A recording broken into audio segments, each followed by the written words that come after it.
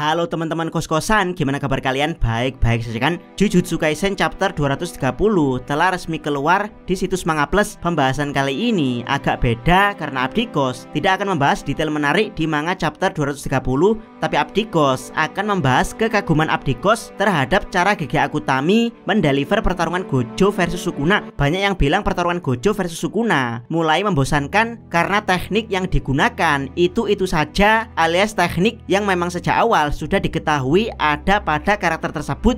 Yap, benarkah pertarungan keduanya mulai membosankan? Jawaban Abdikos, tidak. Justru menurut Abdikos, ini adalah salah satu pertarungan paling anti mainstream yang pernah Abdikos lihat. Jujur Abdikos sendiri sudah mengikuti berbagai macam pertarungan di anime, dan rata-rata sistem yang dipakai adalah power up atau plot armor ketika seorang karakter hampir kalah. Saat bacaan Abdikos masih di level shonen mainstream, Abdikos sangat kagum ketika setelah latihan Goku punya rambut emas dari yang semula rambut hitam. Kemudian rambut emas tersebut berubah dengan tambahan modifikasi percikan ki listrik. Kemudian berubah lagi menjadi rambut emas gondrong, lalu berubah menjadi rambut warna-warni, yaitu merah, biru, perak hingga putih. Kekaguman ini juga berlaku untuk Luffy mode Gear dan berbagai macam mode Naruto. Yap, saat bacaan Abdikos masih di level shonen mainstream, Abdikos sangat kagum dengan kekuatan-kekuatan tersebut. Tapi semakin Abdikos dewasa dan bacaannya meningkat hingga ke level seinen, Abdikos merasakan power up seperti itu bikin Abdikos jenuh. Paling-paling nanti Goku dapat musuh yang lebih kuat, terus dapat mode baru lagi. Begitu juga Luffy. Jadi seperti pengulangan cerita, yaitu lawan dikalahkan oleh MC namun dengan mode yang berbeda. Rob Lucci dikalahkan dengan mode Gear Second, Doflamingo dikalahkan dengan mode Gear Fourth, dan Kaido dikalahkan dengan mode Gear Fifth. Yap, banyak orang sangat tertarik dengan hal ini karena memang manga mainstream punya audiens mayoritas alias audiens yang luar biasa besar. Tapi untuk Abdikos hal tersebut sudah kurang menarik. Alasan Abdikos masih mengikuti One Piece adalah karena penasaran dengan misterinya dan juga cara-cara anti mainstream dari bajak laut sungguhan, yaitu Blackbird Pirates. Selebihnya Abdikos tidak terhype oleh golongan mayoritas One Piece yang mengagung-agungkan Gear Fifth, bahkan sampai membuat trending di internet. Yap, Abdikos sudah menjadi golongan minoritas yang kurang kagum dengan model power up seperti itu. Dan ya, karena sudah menjadi golongan minoritas, sekarang Abdikos ingin memberitahukan ke teman-teman salah satu pertarungan kreatif yang anti mainstream, yaitu pertarungan Gojo versus Sukuna. Untuk teman-teman yang masih kagum dengan pertarungan mainstream, mungkin merasa kalau pertarungan ini sudah ke tahap membosankan karena hanya mengandalkan modifikasi dari teknik yang ada. Tapi dengan mantap Abdikos katakan selamat datang di dunia baru di mana kekuatan modifikasi membuat pertarungan tidak masuk akal malah menjadi sangat masuk akal di pikiran Abdikos. Yap, walaupun menurut manga pertarungan Gojo dan Sukuna sudah masuk tahap di luar nalar, tapi justru ini adalah pertarungan paling realistis dan paling masuk nalar Abdikos. Gojo tidak bisa Hollow Purple 200% karena tidak pernah latihan, tapi hal tersebut dibuat masuk akal karena dia dibantu Ijiji, Utahime, dan Gakuganji.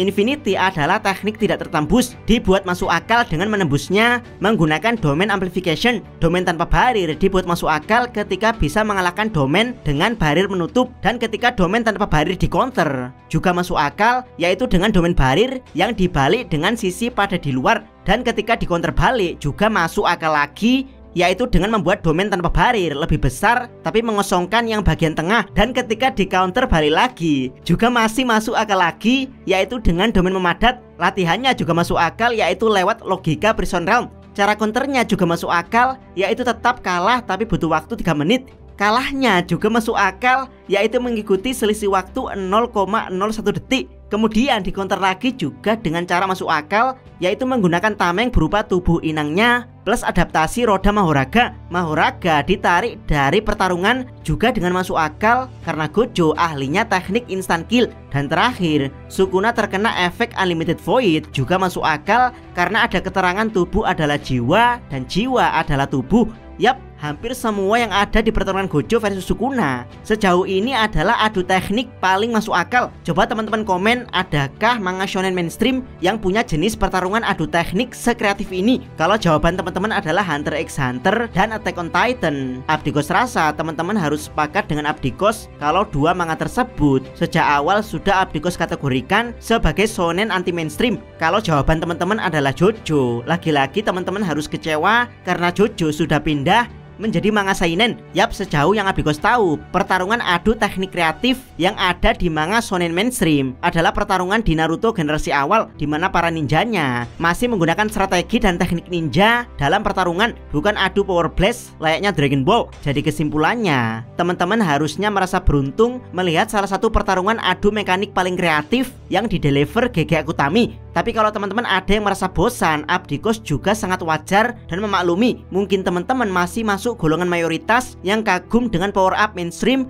dan hasil pertarungan yang bisa ditebak. Terkadang ikut golongan mayoritas adalah hal paling nyaman yang bisa dilakukan seseorang. Abdikos pribadi butuh hampir 20 tahun untuk merasakan bosan pada sistem power up mainstream seperti itu. Bahkan terkadang Abdikos masih mengharapkan seorang karakter tetap menggunakan power up mainstream seperti di pembahasan sebelumnya, di mana Abdikos ingin Gojo mempower up dirinya dengan kekuatan asli Six Eyes yang masih misterius kalau memang ada. Tapi nyatanya GG Akutami tetap mengambil jalan modifikasi dari teknik kutukan yang sangat kreatif, dan ya, Abdikos sangat puas dengan hal itu. Setelah Abdikos menjelaskan betapa kreatifnya pertarungan Gojo versus Sukuna, berikutnya Abdikos ingin mengulas apa yang akan terjadi berikutnya.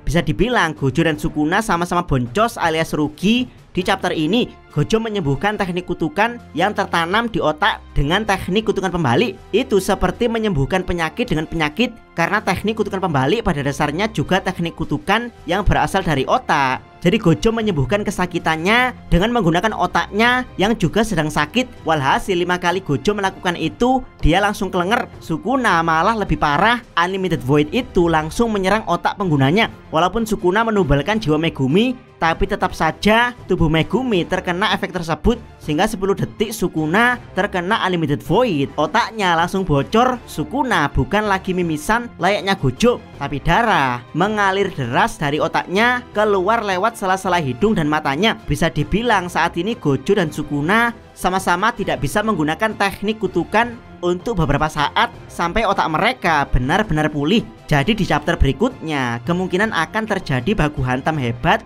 antara Gojo dan Sukuna. Nah, disinilah hal menariknya, alasan Sukuna masih berada di tubuh Megumi. Kemungkinan karena dia merasa cukup hanya dengan tubuh Megumi untuk melawan para penyihir. Yap, Sukuna sebenarnya bisa kembali ke tubuh 4 lengannya kapan saja, tapi dia memilih tetap berada di tubuh Megumi. Namun di pertarungan baku hantam berikutnya, sepertinya Gojo akan unggul, karena sudah kita lihat beberapa kali kalau Gojo selalu unggul dalam hal baku hantam melawan Sukuna. Yap, apakah dari sini Sukuna akan melepaskan tubuh Megumi untuk baku hantam dengan Gojo menggunakan tubuh aslinya? Kalau iya, maka mungkin inilah yang diharapkan Gojo, yaitu menyelamatkan tubuh Megumi yang terluka parah yang telah dilepaskan Sukuna. Atau jangan-jangan nantinya Gojo dan Sukuna akan draw, sehingga Kenjaku akan memanfaatkan hasil draw dari pertarungan mereka berdua. Entahlah, meskipun pertarungan ini tanpa power up mainstream alias hanya menggunakan modifikasi dari teknik masing-masing, tapi Abdikos sangat-sangat kesulitan untuk menebak apa yang akan terjadi berikutnya, baik plot Gojo yang menang atau plot Sukuna yang menang. Entah kenapa sekarang tiba-tiba menjadi lebih masuk akal. GG Akutami, Anda benar-benar luar biasa. Jangan lupa subscribe channel Abdikos dan jangan lupa share video ini. Abdikos salam Mi.